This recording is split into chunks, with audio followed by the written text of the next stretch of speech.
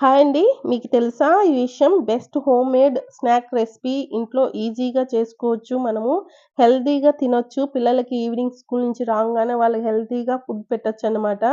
నాకు అయితే జున్ను పాలు దొరికాయండి. అయితే ఈ రెసిపీకి కావాల్సిన అన్నీ నేను ఈ వీడియోలో చూపిస్తున్నాను చూడండి. ఇదే కొలత నేను 1 లీటరు జున్ను పాలు తీసుకున్నానండి. దానికి 2 గ్లాసుల పాలొచ్చేసి వేరే పాలు తీసుకున్నాను. మామూలుగా ఫ్యాట్ లేని పాలు వేసేసుకొని బాగా మిక్స్ చేసుకొని, దాంట్లో ఒక పావు కిలో బెల్లం వేసుకొని, 2 స్పూన్లు మిరియాల పొడి, 1 స్పూను యాలక్కాయ పొడి ఏసేసి బాగా మిక్స్ చేసేసుకొని, అవి 2 గిన్నెల్లో డివైడ్ చేసేసుకొని, ఒక వాటర్ తీసుకొని ఆ గిన్నెలో స్టీమ్ పెట్టేసానండి.